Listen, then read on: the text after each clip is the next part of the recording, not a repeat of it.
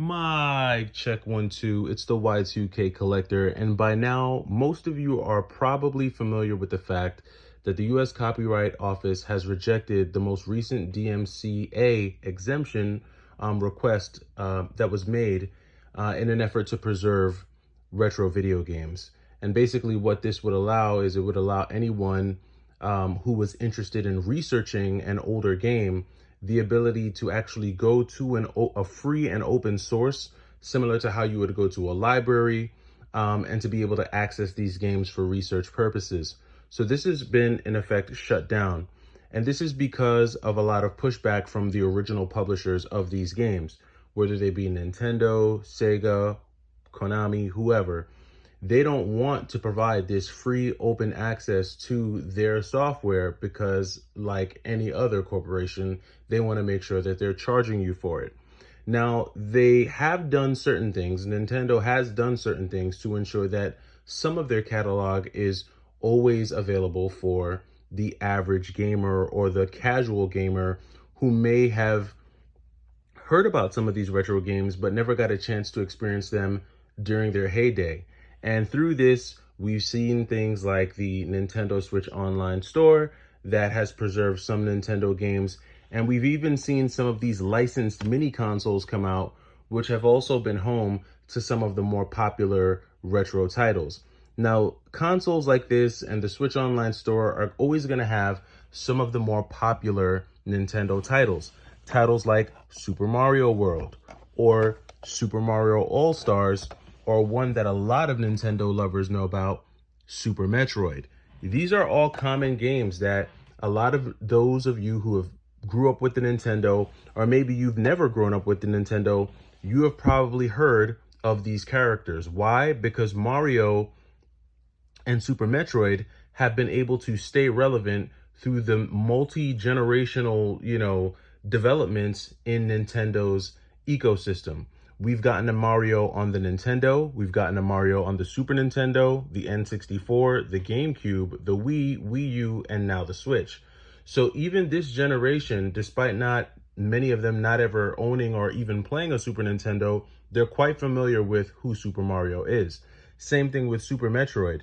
Just a couple years ago, we were introduced to Metroid Dread, and we'll continue to get installments of these characters and their franchises because these are flagship characters in Nintendo's catalog.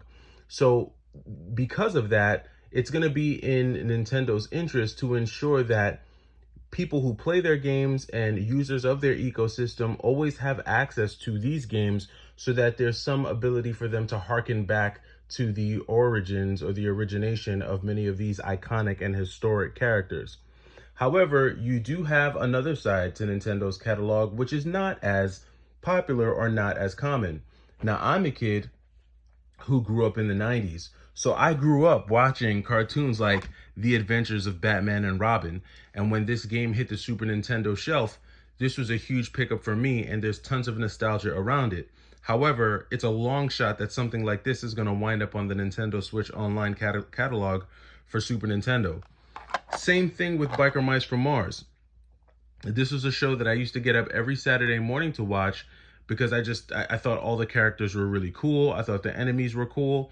And this was a time growing up where every animal was somehow transitioned into some type of superhero. So I really liked this show. Or even a movie like The Mask.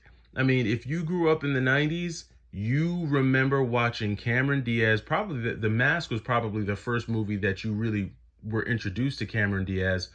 And Jim Carrey, this was a masterpiece performance by him. But all the special effects in this movie, the storyline, the plot, this is a very good movie.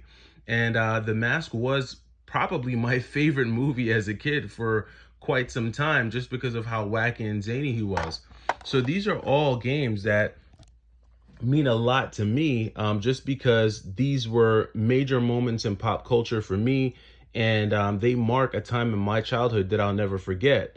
The sad part is that these games probably won't be preserved by Nintendo because these are not games that Nintendo deems preservation worthy. More than likely. Now, there is a chance that eventually one, if not all of these games could end up on the Switch Online store, but the thing with that is that there's no guarantee that the Switch Online store is going to be available in perpetuity. There have been other Nintendo online stores where you can access Nintendo's online content that actually had more options and more games for you to download than what we're seeing from the current Nintendo online catalog that we see through the Switch. Unfortunately, a lot of those stores have been shut down, and so access to a lot of those titles have been cut off, which is why preservation of the physical media is so important, because if any of these games mean anything to you, it's going to be up to you as the gamer to ensure that you preserve these games and you preserve these titles. And so the purpose of this video tonight is for me to let you know that it's probably a good time for you to go through your mental Rolodex and try to remember a lot of the video games that mean a lot to you, because there's a good chance that if you don't get them physically and store them and preserve them physically in some way, the only other option that you'll have is emulation. And while emulation is continuing to get better and better each day, and there's advancements made all the time, if we do get to a place where a lot of this technology is heavily server dependent, you'll have a hard time staying up to date once servers and different things like that get, they shut down. The unfortunate part is that I feel like computers, PCs, laptops, and things like that, unfortunately, for some reason, those devices just are not as sturdy as an old school cartridge. These things are built like tanks. A lot of these cartridges are 30 plus years old, and many of them still run without ever having to have any repairs or anything like that.